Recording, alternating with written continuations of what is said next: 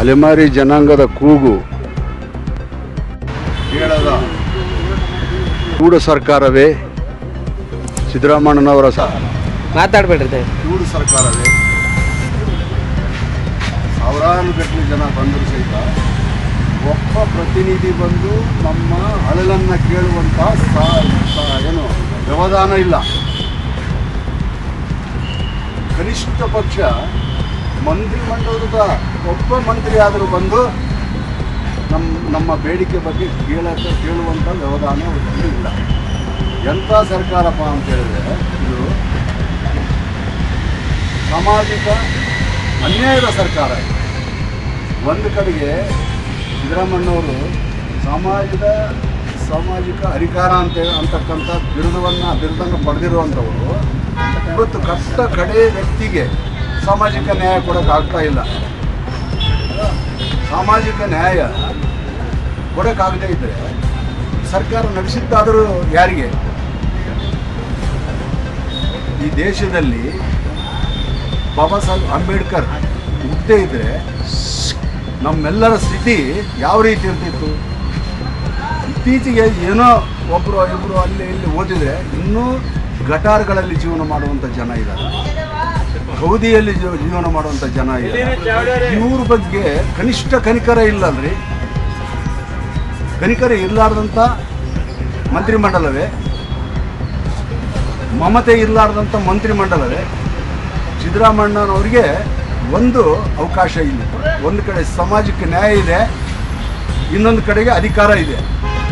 Choice ಯಾವ್ದು ಮಾಡಿಕೊಂಡಿದ್ದಾರೆ ಅಂತೇಳಿ ನೀವೇ ಆಲೋಚನೆ ಮಾಡಬೇಕು.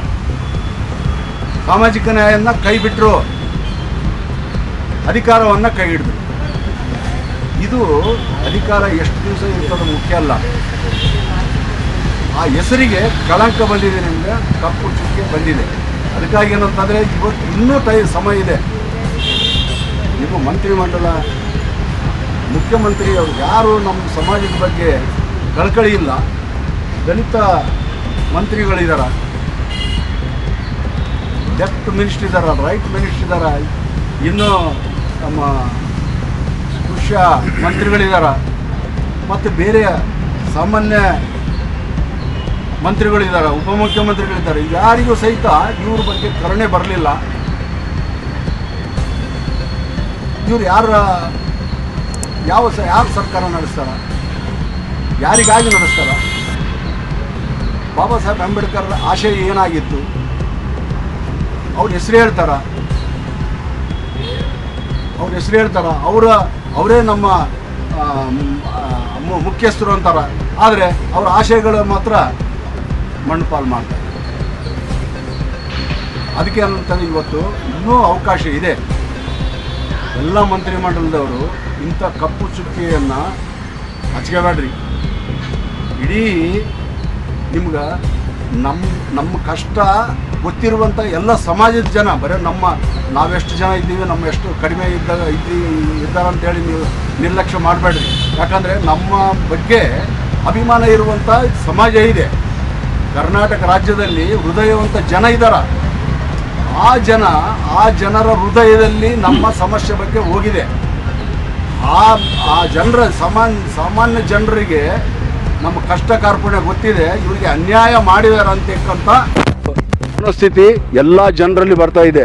ಈಗ ರೆಡ್ಡಿ ಸಮಾಜದವ್ರು ಮಾತ್ರ ಇದೇ ರೀತಿ ಎಲ್ಲ ಸಮಾಜದ ಜನರ ಹೃದಯದಲ್ಲಿ ನಿಮ್ಮ ಬಗ್ಗೆ ಹೋದರೆ ಮುಂದೆ ಸ್ಥಿತಿಗತಿ ಬಗ್ಗೆ ಆಲೋಚನೆ ಮಾಡಿರಿ. ಇದು ಇವತ್ತು ಮಾಡಿದ್ದಲ್ಲ, ಶಕ್ತಿ ಇರುವಂಥವ್ರಿಗೆ ಒಂದು ಕಾನೂನು ಮಾಡಿದರೆ ಹೆಂಗೆ? ನಿಶ್ಯಕ್ತರನ್ನ ಕಾಪಾಡದೆ ನಿಮ್ಮ ಧರ್ಮ ಆಗಲಿ, ನೀವು ಇಷ್ಟು ದಿವಸ ಒಳ್ಳೆಯ ಹೆಸರು ತಗೊಂಡು, ಆದರೆ ಇದನ್ನ ಈ ಸಂದರ್ಭದಲ್ಲಿ ಏನು ನಿಜ ಮುಖ ಹೊರಗೆ ಬರ್ತಾ ಇದೆ. ದಯವಿಟ್ಟು ಸಿದ್ದರಾಮಣ್ಣವರೇ, ನಮ್ಮ ಜನಾಂಗನ ಸ್ವಲ್ಪ ನೋಡ್ರಿ, ಕಣ್ ತೆರೆದು ನೋಡ್ರಿ. ಒಂದು ವೇಳೆ ನೀವು ಮಾಡದೇ ಇದ್ದರೂ ಸಹಿತ ನಿಯಮ ಬಾಹಿರವಾಗಿ ಮಾಡಿರುವಂಥ ನಿರ್ಧಾರ ಇದು ಕಾನೂನಲ್ಲಿ ಬಿದ್ದೋಗ್ತದೆ ರೀ. ಇದು ನಿಮಗೆಲ್ಲ ಗೊತ್ತಿದೆ, ಆದಾಗ್ಯೂ ಮಾಡಿದಿರಿ. ಯಾಕಂತ ಗೊತ್ತಿಲ್ಲ. ದಯವಿಟ್ಟು ನಮ್ಮನ್ನು ಆ ಕಟಕಟೆಗೆ ಹತ್ತುವಂಥ ಸ್ಥಿತಿ ನಿರ್ಮಾಣ ಮಾಡಬೇಡ್ರಿ. ಇಲ್ಲಿಗೆ ನೀವು ಆಲೋಚನೆ ಮಾಡಿ ನಮ್ಮ ಜನಾಂಗಕ್ಕೆ 1% ಅದು ಕೊಡುವಂಥದ್ದೇನೆ. ನಾಗಮೋಹನ್ ದಾಸ್ ಅವರ ಇದು ಮಾಡಿದ್ರಿ ನೀವು, ಆಯೋಗ ಯಾಕೆ ಮಾಡಿದ್ರಿ? ಅಷ್ಟು ದುಡ್ಡು ಯಾಕೆ ಖರ್ಚು ಮಾಡಿದ್ರಿ? ನೀವೇ ಅದನ್ನು ಡಿಸಿಷನ್ ತೊಗೋಬೇಕಾದ್ರೆ 6-5 ಮಾಡಬೇಕಾದ್ರೆ ಅದೆಲ್ಲ ಬೇಕಾಗಿತ್ತ? ಸದಾಶಿವ ಆಯೋಗ ಬೇಕಾಗಿತ್ತ? ನಾಗಮೋಹನ್ ದಾಸ್ ಆಯೋಗ ಬೇಕಾಗಿತ್ತ? ಅದರ ಅವಶ್ಯಕತೆ ಏನಿತ್ತು?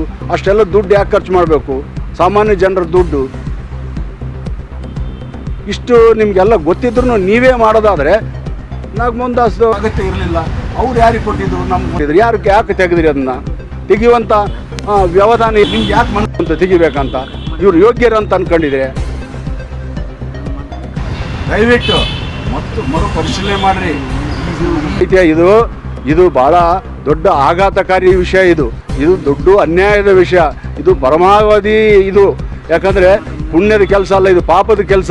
ಈ ಪಾಪದ ಕೆಲಸಕ್ಕೆ ಕೈ ಹಾಕಬೇಡ್ರಿ. ಅದು ಭಗವಂತನೂ ಮೆಚ್ಚೋದಿಲ್ಲ, ಯಾರ್ಯಾರು ಮೆಚ್ಚೋದಿಲ್ಲ. ಮೆಚ್ಚುವಂಥ ಕೆಲಸ ಮಾಡಿರಿ. ಸಿದ್ದರಾಮಣ್ಣವರೇ, ದಯವಿಟ್ಟು ಈ ಜನಾಂಗನ ಸ್ವಲ್ಪ ನೋಡ್ರಿ, ಕಣ್ಣು ತೆರೆದು ನೋಡ್ರಿ, ಕಿವಿಯನ್ನು ಮುಚ್ಕೋಬೇಡ್ರಿ. ಮಂತ್ರಿಮಂಡಲ ನಿಮ್ಮ ಮಾತು ಕೇಳೋದಿಲ್ಲನ್ರಿ ಸಿದ್ದರಾಮಣ್ಣವರೇ. ಮಂತ್ರಿಮಂಡಲ ನಿಮ್ಮ ಮಾತು ಕೇಳೋದಿಲ್ಲ ಅಂತ ಹೇಳಿದ್ರೆ ಹೆಂಗೆ ಅರ್ಥ? ಅನ್ಯಾಯಕ್ಕೆ ನ್ಯಾಯ ಕೊಡ್ರಿ. ನೊಂದವರಿಗೆ ನ್ಯಾಯ ಕೊಡ್ರಿ. ನೊಂದವ್ರ ಮ್ಯಾಗ ಯಾಕೆ ತುಳಿತೀರಿ? ದಯವಿಟ್ಟು ಮರುಪರಿಶೀಲನೆ ಮಾಡಿ ಅಲೆಮಾರಿ ಜನಾಂಗಕ್ಕೆ ಮಕ್ಕಳ ಭವಿಷ್ಯದ ಶಿಕ್ಷಣ ಕೊಡ್ರಿ.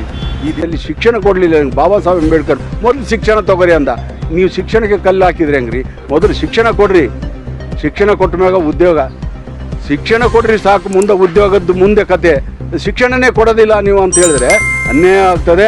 ಆ ಅನ್ಯಾಯ ಮಾಡಬೇಡ್ರಿ ದಯವಿಟ್ಟು ಈ ಜನರ ಕಣ್ಣೀರನ್ನು ಒರೆಸುವಂತ ಆಗಬೇಕು ಅಂತೇಳಿ ಈ ಸಂದರ್ಭದಲ್ಲಿ ನಾನು ತಮ್ಮಲ್ಲಿ ಮನವಿ ಮಾಡಿಕೊಳ್ಳುತ್ತೇನೆ. ಧನ್ಯವಾದಗಳು.